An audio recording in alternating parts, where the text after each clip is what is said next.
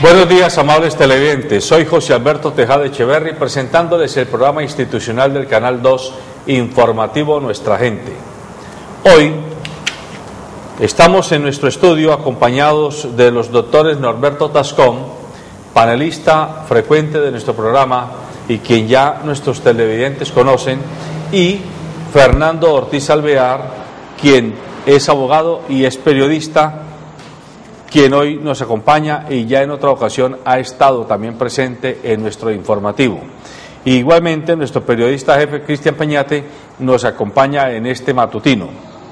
Les hemos pedido a nuestros invitados que conversen con ustedes y con nosotros hoy sobre el periodismo y el poder, el periodismo y el síndrome de la chiva, el periodismo y el protagonismo mediático, el periodismo y el acontecer nacional, a propósito de casos recientes que de alguna manera marcan pista de para dónde va, para dónde no debe ir el ejercicio periodístico. Algunos temas que queremos abordar y yo los pongo sobre la mesa para que el doctor Tascón y el doctor Ortiz comiencen a introducirlos en la manera como ellos lo consideren. El reciente fallecimiento de Henry Holguín. Henry Holguín, un periodista veterano, un hombre de 63 años, que hace unos veintitantos años se fue del país e hizo de alguna forma historia periodística en el vecino país Ecuador, siendo el editor general del periódico Extra de Guayaquil.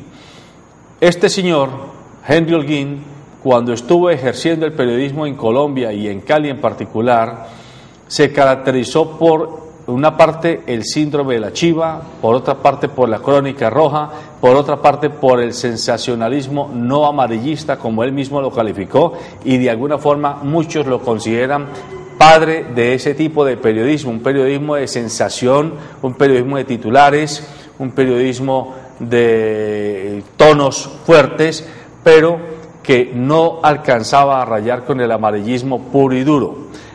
Se hizo famoso por la famosa historia de la machaca, que resultó falsa, pero se convirtió en un mito de la sabiduría popular que nos invitaba a que si teníamos problemas de desamor o de demasiado amor, había que picarnos de la machaca o dejar que no nos picara más la machaca.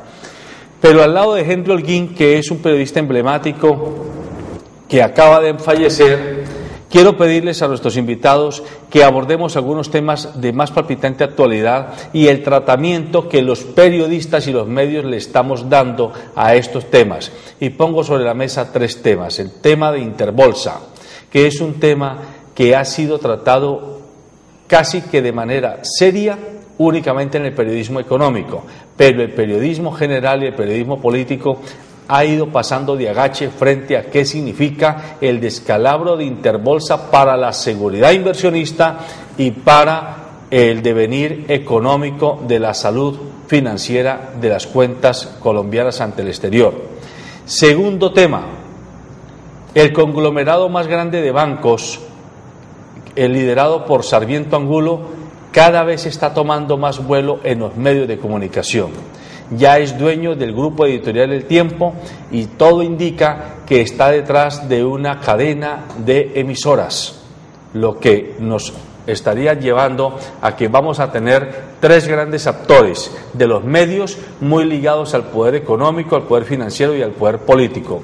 El grupo Ardila, el grupo Santo Domingo con Blue Radio y Caracol, Ardila con RCN y ahora el grupo Sarmiento con El Tiempo y con una nueva cadena de emisoras. Como ustedes quieran, comenzamos, doctor Tascón. Bueno, primero muchas gracias, muy buenos días a los compañeros de la mesa y a toda nuestra amable teleaudiencia de este matutino. Yo creo que usted esbozó un tema en materia de periodismo que es importante, y es que al periodismo lo invadieron, por tomar un término, los medios económicos de tal forma que lo desvencijaron y lo convirtieron, yo diría más bien, en un apéndice de los grupos económicos. Y esto lo traigo como entrada a lo que era en sí el periodismo en aquellas épocas en que uno realmente sintonizaba una emisora o se sentaba al frente de la televisión a tratar de orientarse en materia noticiosa, de orientarse en materia económica, aún inclusive a esperar los diagnósticos del tiempo que se presentaban, porque se iban haciendo con una objetividad tal que el ciudadano que estaba al frente del radio o del televisor, pues indudablemente, o aún leyendo los periódicos, veía que el periodista tenía una visión tan centrada de la problemática que su análisis no iba en la defensa de determinados intereses. De un momento hacia acá, a la política entra una figura que yo digo atrae al periodismo, y es la bendita imagen de los candidatos. Y entonces allí el periodismo comienza a jugar un papel importante, porque como medio de opinión se atrae precisamente para dibujar la imagen de un candidato que muchas veces es ficticia, y se crea una concepción de candidato para vendérselo a la gente y elegirlo, que realmente dista en muchas ocasiones de la realidad que esa persona ostenta. Y otro elemento, a mí me parece que lo tocó usted, era el aspecto económico. Realmente la competitividad y la competencia en nuestros medios permitió que las empresas comenzaran a visibilizar que ellos estaban haciendo grandes inversiones en desarrollar un producto y especialmente en colocarlo en el mercado y comenzar a posicionar en el mercado a través de los medios de comunicación. Y allí es donde los grandes emporios económicos comienzan a entender que ellos están sacando plata de sus bolsillos para posicionar un producto que era normal en esos momentos, pero comienzan a entender, como buenos avaros que hay en el país, que esa plata se estaba yendo para otra parte y que lo mejor era canalizarla para ellos mismos. Y entonces crearon exactamente esa vuelta, generaron la participación de ellos en los medios de comunicación y comenzaron a apoderarse, digo yo, de los medios de comunicación, hasta el punto que nosotros hace un buen tiempo decíamos que en Colombia solamente con los canales nacionales o regionales se vivía. De un momento a otro, la presión de los medios de comunicación instan al gobierno a que se creen los canales privados, y sale Caracol, sale RCN y salen algunos otros más, pero con una función más que apoderarse de esa franja económica del mercado, y yo digo trasladar la plata de un bolsillo a otro, porque con la creación de esos medios y el empoderamiento de esos medios, sencillamente lo que se hizo era que la plata de esos grandes emporios económicos no se iba absolutamente a nadie más, sino que se quedaba con ellos. Consecuencia de eso, los pequeños medios de comunicación, emisoras o canales locales, comenzaron a caer y a perderse, porque hoy vemos, por ejemplo, con el abrebocas que usted nos hace, ya los grupos económicos pelean por pools de emisoras. Entonces vemos cómo Santo Domingo se apodera. De emisora y no por una cadena. De cadenas, exactamente. Entonces Santo Domingo viene y se apodera de un medio. Por el otro lado, Sarmiento Angulo y los dueños ahora de RCN dicen, Ardila Lule, dicen, bueno, allá la competencia nos puso esto, creemos nosotros esta otra.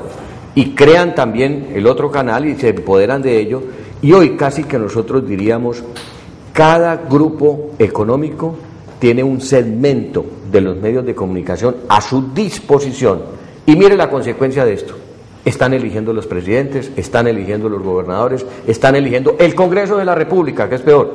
Están eligiendo la democracia del país, porque desafortunadamente ese empoderamiento que han hecho de los medios, teniendo en cuenta que esa misma condición, en mi pensar, lo que hizo es que se acuñara una frase del famoso quinto poder, o del cuarto poder. Del cuarto poder, cuando decían los medios de comunicación juegan un papel importante en las decisiones del país, y ahí comenzamos a ver la de Troya en la democracia colombiana. Bien, muy bien. A ver, doctor Fernando Ortiz, a usted le sugiero que, si está de acuerdo, miremos la otra contracara ya no desde los medios, sino desde los actores periodísticos, tomando a Henry Holguín como referente, insisto, y un tema que se me escapó decirle al principio, lo que acaba de suceder con la famosa broma que terminó en una tragedia a propósito de la enfermedad o presencia de la princesa, de la duquesa de Inglaterra en una tal clínica donde dos locutores de una emisora australiana se hicieron pasar por la familia real y esta enfermera, acosada por la situación y por lo que significaba como escándalo, todo indica que se suicidó. Bueno, yo, ante todo, he propugnado siempre porque la historia del periodismo se cuente completa, no contarla por partes. Ese poder de los conglomerados económicos en la actualidad no debe sorprendernos, porque es que el periodismo viene también históricamente de manos de poderes, de medianos y pequeños poderes económicos, y más grave aún, de familias que eran dueños de medios. Si usted revisa la reciente la historia contemporánea de Colombia, los Lloreas eran dueños del País, los Caicedos ahora no, son los Domínguez. Los Gómez Martínez en Medellín eran dueños del Colombiano, la familia Fernández del Heraldo en Barranquilla, los Cano del Espectador, los Santos del Tiempo, los Galvez, Verbe Gracia, el señor Tobón de la Rocha y su familia de Todelar, que ahí sí tenemos que hacer un paréntesis, porque Bernardo Tobón de la Rocha, mi Dios lo tenga en su santa gloria, fue uno de los artífices de la corruptela más grande que se ha generado en el periodismo colombiano. Se comenzó a crear los inquilinatos. Es que la radio no es el periodismo en Colombia. La radio en este momento es el estigma del periodismo colombiano, porque al periodismo llegó mucho indeseable. A raíz de la descategorización que hizo la Corte Constitucional del ejercicio de la profesión, pues cualquiera se volvió periodista en este país, y cualquier indeseable graduaba al aire periodistas y comentaristas. Mire, yo doy un ejemplo. Yo soy de una escuela muy rigurosa de periodistas, en donde nunca nos dejaron tocar un aviso de publicidad, porque es que eso no combinaba con la ética del oficio.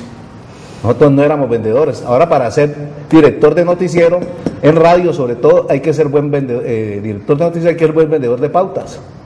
Ahí comienza la hecatombe ética y moral del oficio, de ahora oficio, de la profesión. Entonces, este proceso simultáneo de traspaso de poder de familias dueñas de medios en Colombia a grandes conglomerados, que tenía que darse.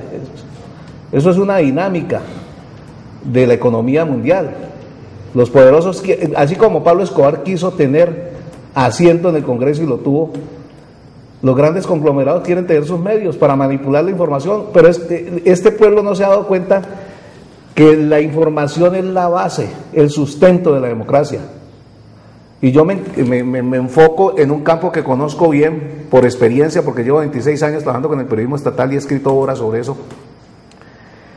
Es que cuando, como dice la Corte Constitucional, la información que nace del Estado no es imparcial y veraz, y yo le agregué en la teoría mía oportuna, comienza a desfigurarse la democracia y comienzan los abusos de poder. Las autocracias nacen del manipuleo de la información. No puede haber democracia participativa cuando un pueblo está mal informado, desinformado, o cuando le han ocultado la verdad. Entonces yo voy a ese proceso histórico que ha sufrido el periodismo. Por ejemplo, distingamos, en el periodismo hay dos géneros. Uno es el género informativo, el otro, que combina un género que se llama el interpretativo, donde nacen los cronistas, que ahí cabe Henry Holguín.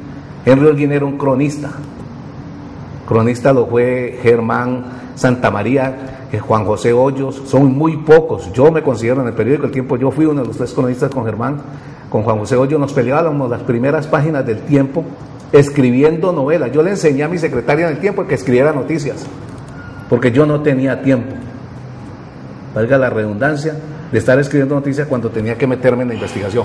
El periodismo carece de poder de investigación.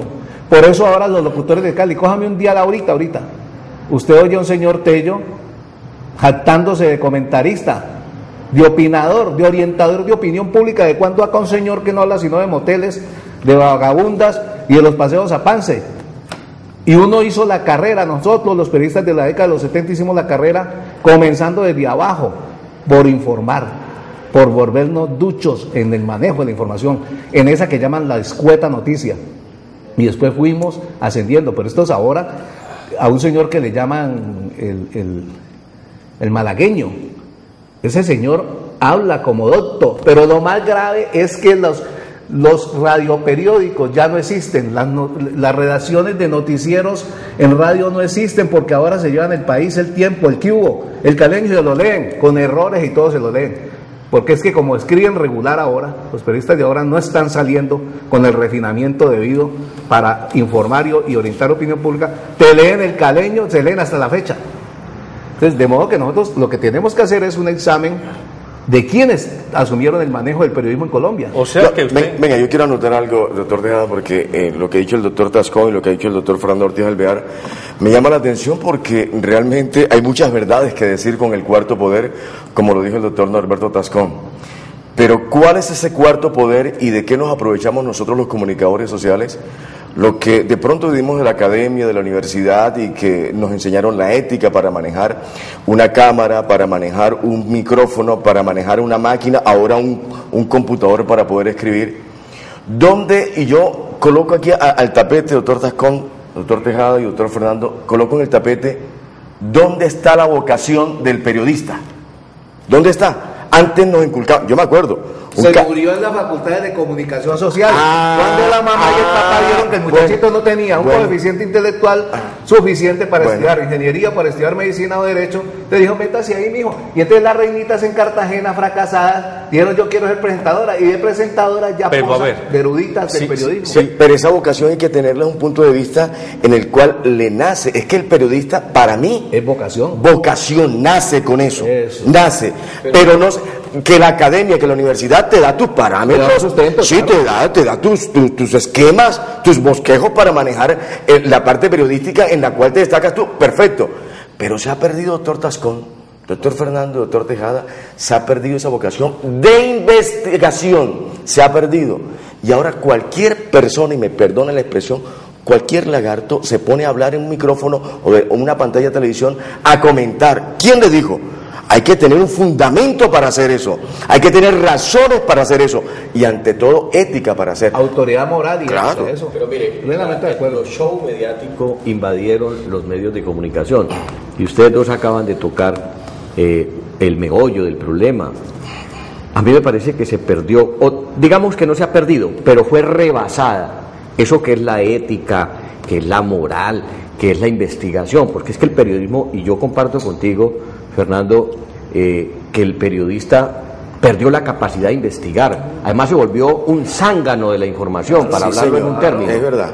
En el sentido de que ni siquiera preparan la edición. Yo recuerdo que anteriormente el periodista libreteaba el noticiero, el periodista no podía llegar a un set, bien fuese una cabina o lo que sea, simplemente con la información en la cabeza. Tenía que sustentársela al director del periódico, o al director del noticiero, o al director del medio.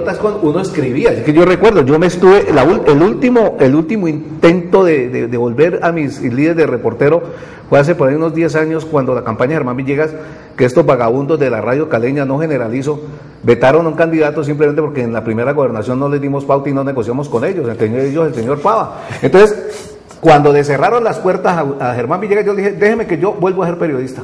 Y me inventé un programa que llamaba All FM. En un mes lo colocamos de segundo lugar en el rating aquí, y Bope lo midió, después de John Maro. Y resulta que yo lo escribía, yo lo moderaba, lo libreteaba. Yo entrevistaba, no me faltaba y no barrer la cabina. ¿Por qué? Porque no teníamos gente disponible que redactara noticias. Alguna vez, como cuando yo tenía un computador, no, es una anécdota, déjeme, le termino la anécdota. Una vez se me borró esa vaina del computador. A las 11 de la noche eran más de 40 noticias escritas por mí, muchas investigadas. Yo llamaba a Bogotá a los congresistas, yo llamaba a mis amigos, a Ernesto Sampera, a todo el mundo. Yo vengo de la escuela de Bogotá y que escribía mis noticias y se me borró eso. A las 12 de la noche, ¿qué tiene que hacer el periodista? ¿Acostarse a dormir? No, las escribía a mano. Perdóneme. Y ahí me di cuenta, eso que dice Cristian. Esto me lo decía Jorge Arturo San Clemente, el mejor maestro de periodismo con Raúl Echavarría que ha tenido Cali. Mijo, si usted no es como los bomberos, tiene espíritu de abnegación y sacrificio, dedíquese a la veterinaria u otros oficios que dan más plata. Pero es que ahí es donde quería concluir. Definitivamente hemos perdido, y los medios y los directores de los medios lo han hecho. Y voy a hacer referencia a esto. Miren, con el tema del mediatismo y el show en que han caído los medios, donde no es más importante ya la noticia. No es importante la noticia desde la óptica de la investigación, desde la óptica de qué se está haciendo con ella y se está estructurando hasta el gamo de la investigación.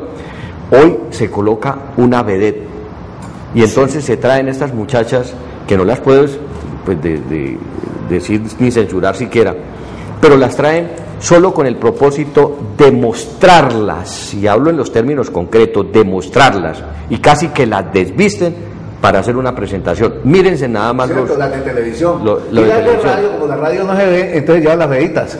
Y en lo de radio, uno ahí sí encuentra que desafortunadamente la cabeza hueca perdura, pero es porque se volvieron zánganos de la información. Yo no sé si la internet y toda esta cosa pues ha penetrado de tal manera que volvió al periodista perezoso. Mire, yo permanentemente critico. Hay temas que son importantes, pero el periodista no profundiza. Está la noticia ya, lo que usted tocaba ahora, doctor Tejada. El tema de Interbolsa es un tema que va a golpear la economía del país y tratamos de taparla, y a los medios no les estamos dando información y no se la dan precisamente de donde proviene, pero el investigador, el periodista, que anteriormente uno veía el periodista metido en cuanto vericueto había, no investiga porque en la internet no aparece, porque esa información no la suben a las redes, por consiguiente no la va a encontrar en la red. Pero si esos personajes comenzaran a hurgar, como algunos pocos lo han hecho, créame, comenzaríamos a conocer la triste de la realidad que hoy carcome, por ejemplo, ese tema de Interbolsa, que va a fracturar en algunas partes lo que es la economía colombiana. Doctor Tascón, usted ha dicho algo que realmente es tan cierto, que el periodista no investiga, sino simplemente maneja el lead de la noticia y listo. El lead de la noticia y ahí lo presenta, pero no profundiza. O sea, no hay un mañana sobre esa noticia. Vamos a colocar el tema que ha dicho el doctor Tejada, el tema de Interbolsa. Yo me he dado la tarea de investigar y le he preguntado a algunos colegas, y ¿sabes qué? Le da miedo hablar del tema. Es más, se me antojó una vez conversando, íbamos en el carro. ¿Por ignorancia o por interés? Yo diría por ignorancia. Por ignorancia. Una vez el doctor Tejada, eso fue la semana pasada. Periodista que tenga acciones en Interbolsa, pagan tan mal. Quiero comentar esta anécdota porque me pasó la semana pasada. Íbamos en el carro y me dice el doctor Tejada, Cristian, perdón, no voy va a estar el señor ministro de Minas, el doctor Cárdenas, Mauricio Cárdenas, va a estar el director nacional de la DIAN. Entonces el doctor me ha sugerido a mí una pregunta que le haga al doctor Juan Guillermo Ortega, director nacional de la DIAN. Doctor Fernando, y me dijo el doctor Tejada, vea Cristian, si te va a preguntarle, dígale sobre el tema de cuál es ese as de manga que tenía para sacar el 8% para el tema de los fiscales, para el tema del bienestar, para el SENA y para el tema salud y todo. Cuando yo llegué, ya el doctor Juan Guillermo había entregado una rueda de prensa. Creo que yo fui con el camarógrafo Richard, creo que estuvo conmigo. Yo dije, caramba, no puedo entrevistar o fui con Jorge, creo que me acuerdo ahora, y yo no puedo entrevistar al director de la DIAN. ¿Qué hago? Algo me invento. Me acerqué y le dije directamente, doctor Juan Guillermo, acabo de llegar, necesito entrevistarle a usted urgentemente. Digo, espérese un ratico, yo me levanto. A los 5 minutos se levantó y empecé. Bajó y yo le dije a Jorge, pila, rapidito, vamos a entrevistarlo. Empecé a entrevistarlo. Le hice la primera pregunta y me llegaron todos los medios me llegaron detrás de mí a estar para asistir. Exacto, para ver y a colocar los micrófonos, tanto radiales como televisivos. Y empecé a preguntarle, y el único periodista que le pregunté fui yo, no hubo más nadie que le preguntara el tema al doctor Juan Guillermo. Y yo tratando de mirar quién preguntaba y nadie se atrevió. Les daba miedo, doctor Tascón, hablar del tema de la reforma y el tema que presentaba el doctor Juan Guillermo Ortega en ese sentido. Yo dije, ¿dónde están los periodistas en este sentido para poder argumentar? Cuando uno va, hay un tema, discúlpeme doctor Tejada, cuando uno sale de su medio, de su cabina, hay un consejo de redacción donde uno se siente, uno mira, bueno, ahí está rueda de prensa, voy a entrevistar al doctor Tascón, voy a preguntarle de estos temas, y yo me documento, porque yo no voy a hablar con usted o no lo voy a entrevistar al doctor Fernando si no tengo argumentos para preguntarle, porque me cogen y me dan limpia, me dan una limpia a mí, me dejan sin argumentos. Entonces yo tengo que preguntar con fundamento. Y aquí, lamentablemente, esto es una de las partecitas que yo critico. El periodista pregunta sin fundamento y pasa su vergüenza en rueda de prensa, como lo he visto aquí. Pasa su vergüenza, y no debiera hacer esto, no debe ocurrir esto en el periodista actual, el de ahora, el que está llevando la información allá a la señora, el señor que nos está viendo, al que está escuchando en radio, al que está leyendo. Porque si hablamos del tema de periodismo escrito, qué horror es lo que hay escrito yo. Difícil de entender ahora si hay concordancia en el lead de la noticia, donde debe estar el qué, el cómo, el cuándo y por qué de la situación de la noticia que se genera. La primera conclusión usted la tiene allí. El desconocimiento es el que te produce miedo.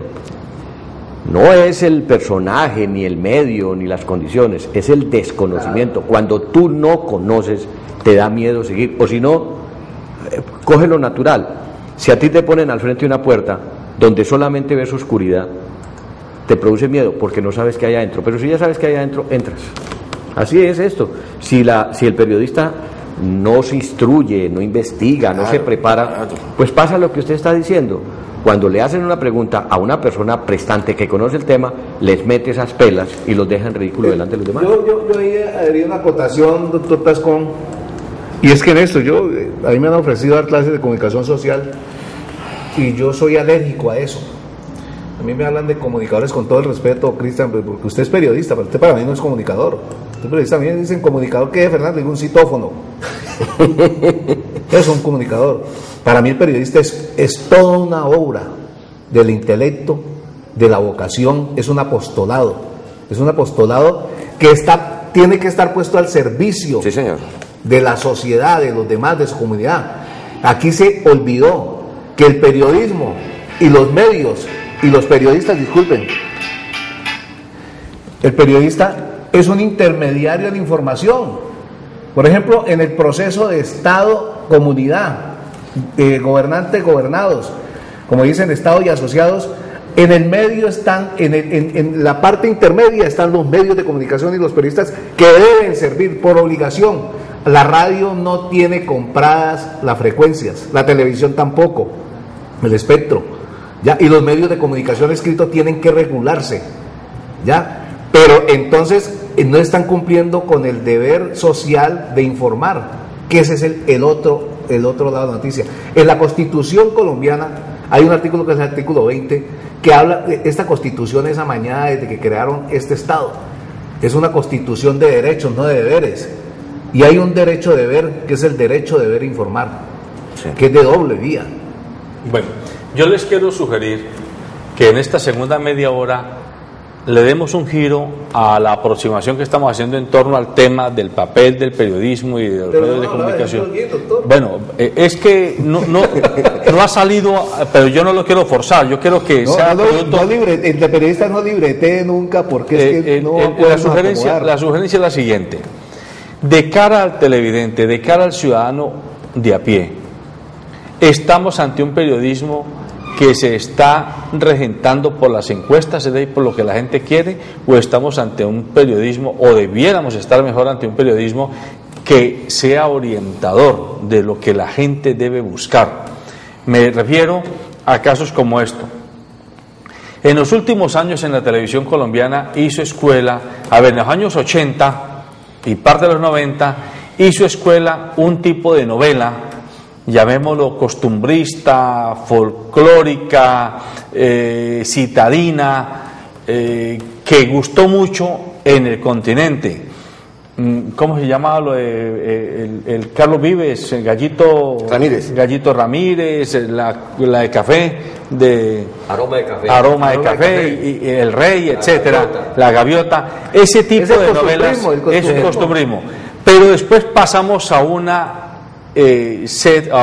grupo de novelas o novelones o peliculones todos girando en torno al narcotráfico, en torno a la industria y al entorno de moda y de costumbres de los narcotraficantes. Eso, ¿para qué le ha servido al país? La última prueba fue Pablo Escobar, el patrón del mal. ¿Hasta dónde los medios, como dueños, los periodistas directores y los periodistas reporteros, terminamos haciéndole un flaco servicio a la formación espiritual y cultural de nuestro pueblo? Porque nos pegamos con una frase muy sencilla: no, es que tenemos que ofrecerle a la gente lo que a la gente le gusta. Y sucede que si a la gente le gusta que la pongamos a ver matar, pues entonces todo el día le ponemos a que vea matar, pero no le mostramos otro tipo de aspectos de la realidad. Esa es la apología al delito, doctor Tejada. Desafortunadamente eso no nos lo podemos negar. Y recuerde, desde las épocas históricas, el circo romano, pan y vino y pan y circo. Y pues eso era una manera de aletargar al pueblo colombiano. Los medios, a mí me parece que retomo lo que habíamos dicho, y yo quería de pronto meter una palabra que poco la utilizamos, pero es la esencia, diría yo, del periodismo, y es la objetividad. Sí. Cuando el periodista pierde la objetividad por cualquier circunstancia, económicas, personal, de conveniencia, etcétera, sencillamente a mí me parece que ya, doctor Fernando, pasamos de ser periodistas a ser unos cómplices o subyugados de los intereses de otras personas que están dentro del mismo medio. Entonces, eso me lleva a entender que desafortunadamente cuando usted trae esta reflexión, doctor Tejada, pues nos toca hacer un autoanálisis y pensar si la profesión como tal ha perdido sus quilates sencillamente porque se permeó. Y entonces cuando utilizamos los medios simplemente es para medir el rating, para medir audiencia, no nos importa qué vamos a destruir. Y traigo como el caso de la minería, ¿no? Lo importante es sacar el oro, no nos interesa cuántos bosques destruyamos. ¿Cómo? Ni cuántas aguas contaminemos. Ni cuántas aguas contaminemos. Doctor Tascón, usted muy precisamente ha tocado un tema que para nosotros los periodistas, pues yo no estoy en ejercicio ya en los medios, pero sigo muy de cerca desde mi posición de teórico de la profesión. Hay un tema que es fundamental. La Corte Constitucional se ha pronunciado al respecto sobre la calidad de la información. La Corte Constitucional dice que la información que se le debe ofrecer a través de los medios a la comunidad y a la sociedad en general debe tener dos bases fundamentales, y ahí cabe lo que usted dice, la objetividad, la imparcialidad, para que la gente lo entienda mejor, y la veracidad. En una obra que yo escribí, que es la teoría del periodismo estatal, yo le agrego a la Corte que también tiene que incluir dentro de esos dos principios un tercero, que es el de la oportunidad, porque si no hay oportunidad en la información, comienzan a manipular como lo hacían en estos gobiernos de hace 40 años. Es que el problema no es de ahora, el problema viene cocinando desde hace rato. Usted recuerda que cuando el precio de la gasolina iba a subir, 15 días antes le avisaban a los distribuidores, los amigos del ministro de Minas y Energía y los amigos del presidente, para que especularan, ¿ya? Y comenzaran a especular con el producto y se enriquecían de la noche a la mañana. Era la falta de oportunidad en la información y el manejo imparcial de la información. El manejo imparcial, ahora la objetividad no la busquemos, la objetividad es una utopía. Nadie que sienta, razone y quiera y tenga sus veleidades personales, sus preferencias personales íntimas, puede ser objetivo en el manejo de la información, pero sí podemos ir imparciales en algo que dijo Cristian, que le enseñan a uno, al periodista, es que hay un esquema que responder para la formación y la creación de ese LIC. El LIC es el qué, cuándo, cómo, porque el periodista que es periodista no tiene por qué opinar. La opinión le queda a los comentaristas. Yo les quiero hacer una pregunta concreta a ustedes, que son periodistas en ejercicio. hoy en la sombra algunos, hoy en actividad directa otros. Así como es indeseable, esta es mi opinión personal, es indeseable que haya un perico de los palotes al frente de un micrófono, al frente de una cámara de televisión, al frente de una computador, sacando información, supuestamente información, y haciendo cosas vergonzantes en nombre del periodismo.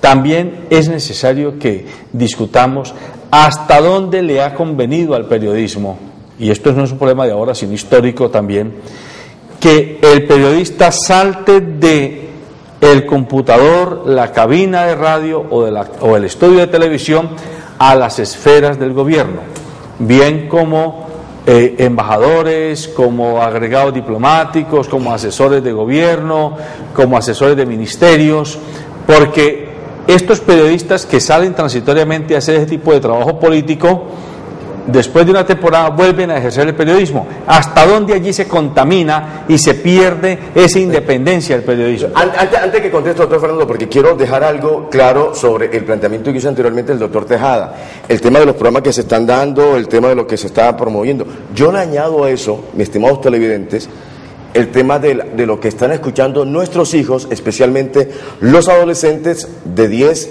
a 18 años, con las llamadas emisoras FM. Voy a mencionar nada más una, la Mega, por ejemplo. Después de las 10 de la noche, cualquier persona no puede escuchar esa emisora, porque se vuelve vulgar, ese es el término, vulgar. Ordinaria, tosca, que va en detrimento de las juventudes de hoy en día. Entonces, escuchar una radio como es... del buen gusto. Claro, entonces, escuchar me va a entorpecer a mi hijo, a mi nieto, a mi sobrino, a mi alumno, a mi acudiente, y eso, por favor. ¿Dónde está la Comisión Reguladora de Radio y Televisión? ¿Dónde está, digamos, la Agencia Reguladora de Televisión? ¿Dónde está la monitora? ¿Dónde están las sanciones para esos medios? ¿Qué está pasando? ¿Dónde está la calidad? ¿Dónde está la enseñanza? Porque una de las cosas que le enseñaron a uno, doctor Tascón, en la academia, es que uno de los principios del periodista es, para estar en un medio, una de las facetas es enseñar, dejar una enseñanza. ¿Dónde me están dando una enseñanza una emisora como esa vulgar que me está enseñando? Ahora, aquí he visto que regalan una boleta para ver un partido X, a Cali o la América, y la niña tiene que ir semidesnuda a tomar la boleta. Si no va semidesnuda, no le regalan la boleta. ¿Es una falta de respeto? ¿Dónde están ahí los valores? Yo estoy completamente de acuerdo con usted, Cristian, y usted tocó casi que como la almendra de uno de los tantos problemas que tenemos dentro del periodismo. Y vuelvo y le digo, es la manipulación que el medio permite que se haga. Pero me retomo hacia la reflexión que planteaba el doctor Tejada. Y es cuando el periodista o el comunicador pasa de su cabina de radio, o de su televisión, o en sí de su medio, al Estado. Pero fíjese que a mí me parece que hay algo que es mucho más triste.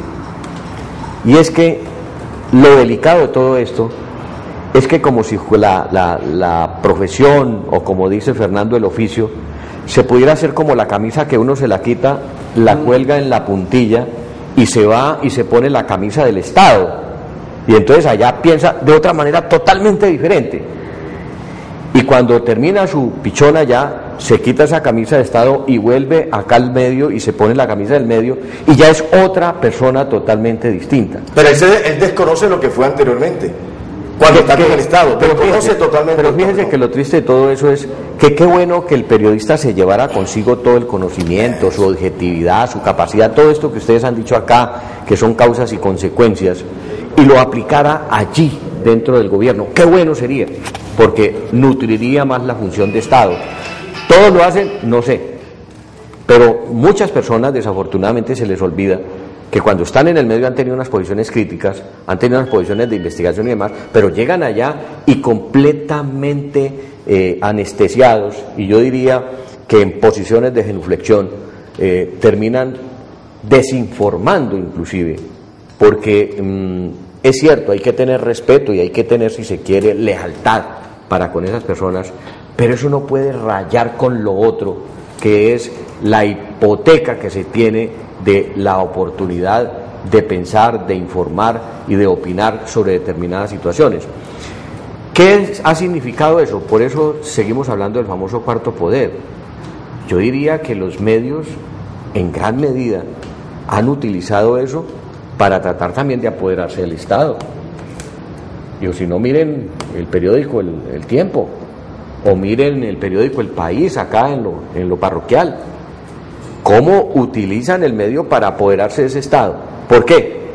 Pues para, yo diría, desmadrar la misma actividad, porque si se fueran a decir, bueno, queremos participar del Estado porque queremos nosotros poner en el medio nuestra capacidad, listo. Pero desafortunadamente lo que va entre las sábanas es sencillamente coger el Estado para exprimirlo igualmente y apoderarse de esos recursos que también en un momento dado es lo que ellos han criticado. Yo hace por ahí unos 4 años propuse en ese sentido. A mí me ha tocado la andadura de los últimos 27 años en instituciones estatales. Yo de la Presidencia de la República con el doctor Barco, de ser de su equipo de prensa, fui director de comunicaciones, jefe de prensa de muchas entidades, y aquí en el Valle del Cauca, que es mi tierra, he estado en 3 gobernaciones, ya estoy en el Consejo de Cali, fui asesor de todas estas cosas. Entonces uno ya comienza a decantar cuáles son las reales limitaciones que tiene el periodista cuando trabaja dentro de la política y cuando accede al Estado. El periodista no está inhabilitado para ejercer sus derechos políticos. De lo que está inhabilitado es éticamente para aprovechar el periodismo como trampolín y usufructuarse indebidamente de los privilegios o de las posiciones y los espacios del Estado. Yo, en un código de ética que he propuesto, que debe darse, porque no tenemos por qué someternos a la ley penal, ni someternos a otra clase de legislaciones, la ética sí nos puede establecer unos límites. Por ejemplo, que si yo soy director de un noticiero y quiero aspirar a la alcaldía de Cali, me establezca un código de ética, un periodo para inhabilitarme temporalmente del oficio o del ejercicio del periodismo. Eso, perdóneme, eso sí que es importante lo que usted acaba de decir. Yo creo que esto es por aquí, es la pedagogía que le tenemos que dar a nuestros ciudadanos.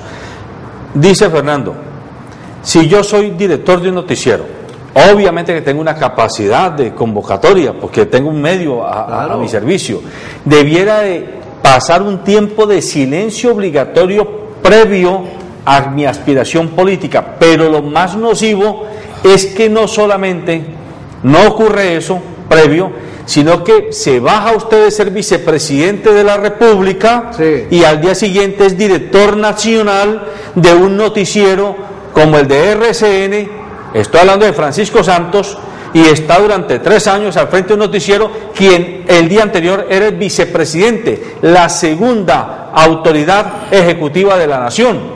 No puede ser posible, eso va contra cualquier intereses. Entramos en una contradicción, que es de fondo, es una contradicción de fondo con uno de los derechos más naturales, es que ni siquiera es del derecho positivo, eso es del derecho natural, de la libre expresión, la libre opinión, el libre pensamiento.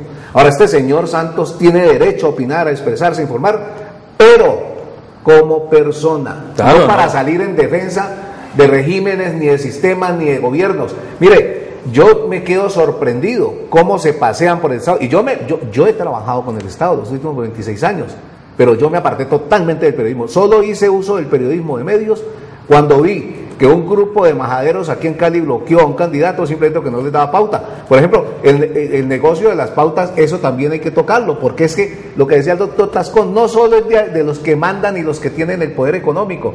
Aquí ya hay dentro del Estado una costumbre nociva, que es la de comprar los espacios de la información. Entonces, por eso usted ve en 90 minutos, 1 minuto y medio comprado para informar sobre lo que tiene la obligación del periodista de informar, que es el acontecer del gobierno municipal, lo que le interesa a todos. Pero el gobierno no tiene por qué gastarse millonadas, como hizo este vagabundo de Ospina, millonadas que invirtió 5.000 millones de pesos en medios y comprando espacios en los noticieros de radio y los noticieros de televisión. Pongámonos serios, hombre. En el tema de los medios masivos, especialmente las grandes cadenas radiales y televisivas, en la década de los años 80 hubo un pacto firmado por Carlos Ardila Lule, director de la cadena RCN Radio y Televisión, y de Julio Mario Santo Domingo y los López, dueños de Radio Caracol o cadena Caracol y la de Caracol Televisión, donde un periodista, si salía de Caracol, no podía entrar a RCN y así viceversa, porque habían unos parámetros, pero ya esto, doctor Tejada, ya esto ya no existe, ya ese pacto claudicó. Ya cualquier periodista puede pasar de un lugar a otro sin ningún problema. Porque trabajan gratis. Trabajan gratis y no son periodistas. Van y le dicen al señor Pava, a cualquiera de estos vagabundos que salieron de manejar unos fierros viejos, transmisores ya obsoletos, y se convirtieron en directores de noticiero, van y le dicen, yo le vendo, yo tengo 3 cuñas, y entonces, ¡pum!, le dicen, venga, trabaje en el noticiero. Es que eso fue el mal que lamentablemente lo que hizo ya murió, por eso Bernardo Tobón fue el que inventó eso. Yo no sé quién le llevó esa idea a él de darle espacio a la persona, vender los espacios y ante todo darle cuñas a los periodistas, donde el periodista para poder subsistir tiene que vender cuñas. Cristian, y lo otro, perdón, doctor Fernando, y lo otro, utilizaron los medios para fines criminales, que es la extorsión de los servidores públicos. Exacto. Entonces el señor Pava, si no le daban pauta, ponía en el paredón al funcionario de turno, al alcalde de turno, y lo acribillaba. Entonces aquí le comieron cuento y esa emisora solo llegó al 0.7% en su mayor índice de sintonía. Yo los tengo mes por mes. Ya, lo que pasa es que los escuchaban en el CAN y en la plazoleta de San Francisco, y eso tiene resonancia en un círculo muy cerrado, que es el círculo que le interesa a la política con fines burocráticos, con fines comerciales. La política corrompió todo, corrompió el periodismo, bueno, sí, así como el narcotráfico. La política mal ejercida, que ese es otro tema. Yo planteo, doctor Fernando, algo a la última parte que dijo el doctor Tejada. ¿Cómo un periodista es comprado a través del Estado por un número de cuñas y tiene que callarse o hablar bien de ese dirigente político o hablar bien de ese dirigente, sea alcalde o un secretario funcionario? En estos últimos minutos que ese planteado. Les pido que se pronuncien sobre y qué va a pasar con la horizontalidad de la información, la circularidad de la información, ahora que las redes sociales comienzan a permitirle a cualquier ciudadano, ubicado en cualquier lugar del mundo, sentado en cualquier silla sencilla, interactuar con quien está emitiendo un determinado mensaje en radio, en televisión o en prensa, para decirle, no estoy de acuerdo, usted me está manipulando la información, usted está ocultando. Frente a eso. Pero ojalá, doctor Tejada, ojalá que escriban bien, porque por cuenta de Twitter aparecen unos horrores ortográficos que a uno le da pena leerlos, esos horrores que aparecen. Esa es otra cosa. No, pero es que el tema.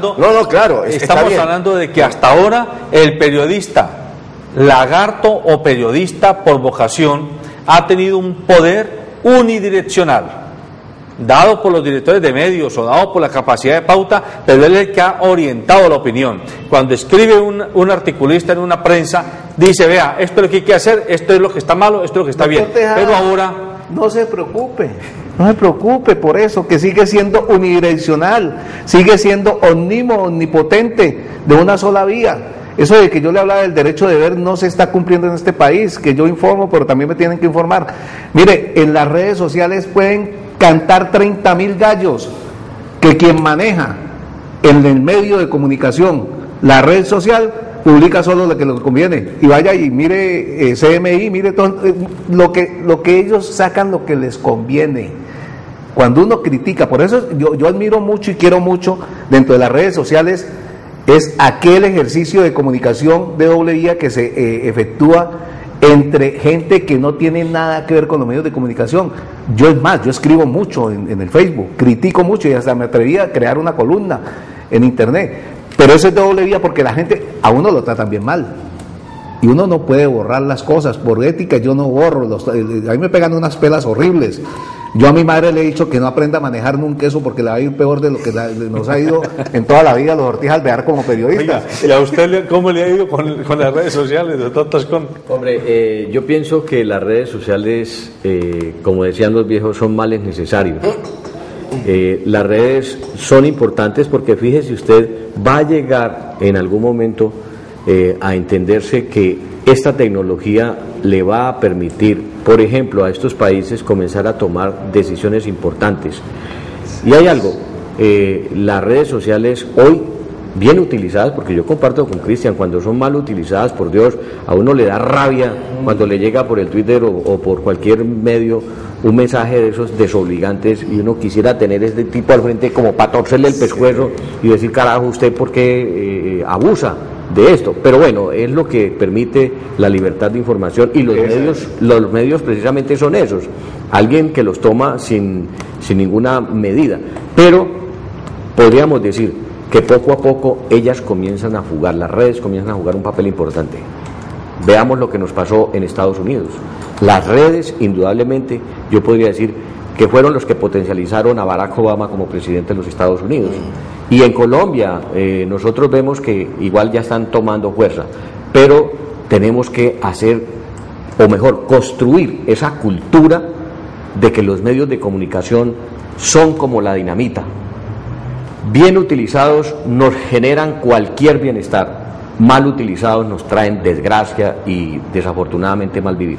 Yo pondero lo que pasó hace más de 40 años, en el año 1970, cuando Richard Nixon era presidente de los Estados Unidos y un periódico se puso a investigar. 72. Exacto. Y entonces el tema del Watergate. Exacto, el Washington Post. Y lo hizo que renunciara prácticamente. Una columna periodística hizo que renunciara a Richard Nixon. En la Facultad de Comunicación, usted lo sabe, Cristian, ese es uno de los mejores ejemplos sobre poderes de investigación de los periodistas. Esa fue una filtración de información de un agente de la CIA que solo vinimos a identificar hace por ahí unos 10 años. Garganta Profunda. Garganta Profunda. Exacto. Le entrega a 2 periodistas la información, ellos la procesan, la confirman, la contrastan y publican esa bomba que terminó con la caída de Richard Nixon. En el año 1986, una periodista caleña, Olga, entre otras cosas, yo la admiro mucho y la quiero mucho, Olga Bear. Ella en un hotel Hilton, allá en Panamá, ciudad de Panamá, escuchó una conversación entre López y Belisario Betancourt, cuando en ese entonces Carlos Leder estaba ofreciendo $16.000 millones para pagar la deuda externa de Colombia. Y había una diferencia, simplemente un concepto. Y Olga Bear escuchó ese tema y lo publicó. En ese momento eso se cayó, pero estos dirigentes políticos estuvieron a punto de aceptar la oferta de Carlos Leder. Tenemos a un televidente que quiere opinar sobre el tema. Muy buenos días, su nombre por favor y de qué parte nos llama. Yo soy bogotano, pero llevo aquí en Cali 26 años. El tema es muy interesante, mi nombre es Jaime Cruz. Resulta que el seguimiento que se le debe hacer a un periodista, digo yo, desde que empieza, debe ser con una objetividad clara. Lo que pasa es que las personas no tienen un concepto adecuado de lo que van a hacer. Simplemente están ahí por lo que decían ustedes, como por pasar el rato, como por tener rating, como por aprender. Pero ustedes mismos lo decían, los grandes poderes están manipulando la información. Nosotros como pueblo somos ignorantes porque no entendemos de que la capacidad de dominio que ellos tienen sobre nosotros es demasiado grande. Nosotros escasamente alcanzamos a escuchar una noticia y darle un poquito de importancia sin saber nada a fondo. Yo quisiera que algunas de las noticias que eran tan importantes se les hiciera un seguimiento atrás, de dónde nació todo el problema, de dónde sale esa necesidad de mejorar, porque no es solo denunciar, es hacer la propuesta de por qué sucedió. Le agradezco muchísimo y lo felicito por su programa. A usted, don Jaime, muy amable por su opinión. Y créanos que el interés de este informativo es tratar de, con panelistas como los que tenemos hoy en la mesa, darle a los ciudadanos información y elementos de juicio para que cada quien pueda ejercer la ciudadanía. Nos quedan solo 2 minutos y yo les quiero pedir al doctor Tascón y al doctor Fernando Ortiz que nos cierren con una reflexión final en torno a qué pueden y deben los ciudadanos exigirle y cómo hacer tangible la exigencia de una mejor calidad de periodismo.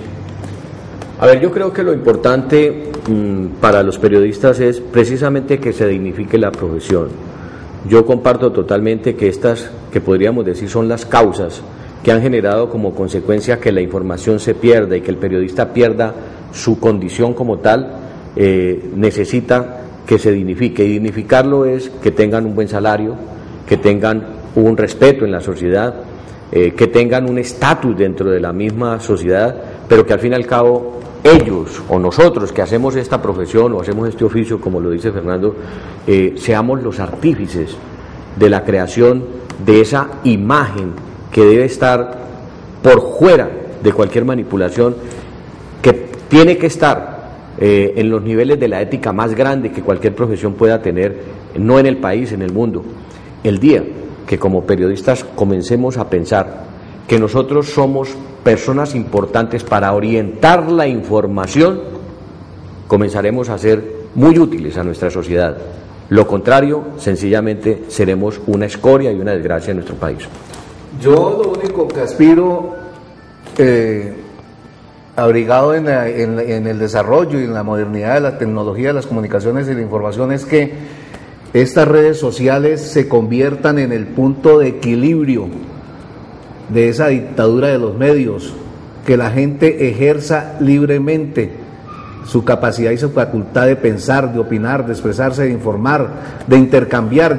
Ese es mi único anhelo, porque creo que ya sabemos cuál es el problema de este país, de unos medios cada vez más concentrados en manos del poder económico, y cada vez cierran las puertas a la opinión pública. No hay formación de opinión pública imparcial, veraz ni oportuna. Lo que hay es un poder omnipotente, autócrata, un poder despectivo, es un poder violento de los grandes conglomerados contra la comunidad, contra la sociedad. Entonces yo abrigo la esperanza de que en ese intercambio que se produce en las redes sociales surja un nuevo periodismo, que es el periodismo social, el periodismo de la base. Muy bien. Yo simplemente quiero decir esto en lo que escuché un seminario en la Universidad Sergio Arboleda y su rector, donde decían que los noticieros hoy en día eran las 3G, eran guerra, goles y glúteos. Yo quisiera reemplazarlo las 3G por las 3P, en paz, profesionalismo y pundonor, que debe ser el deseo del periodista. Muy bien, amables televidentes, el tiempo nos acabó. Recuerde, las redes sociales son el nuevo instrumento de comunicación de la base, como lo dice Fernando Ortiz. Hay que hacer periodismo ciudadano con responsabilidad, con seriedad, tratando bien el idioma, pero usemos el Twitter, usemos el Facebook, aprendamos a unos mayores, a los que más nos cuesta, porque los niños nacen aprendidos, pero usémoslo para ponerle un contrapoder al cuarto poder, que es lo que hoy se está necesitando, ya que lamentablemente el periodismo ha terminado concentrado en manos de 3 o 4 grupos económicos en cada uno de los países de este mundo globalizado.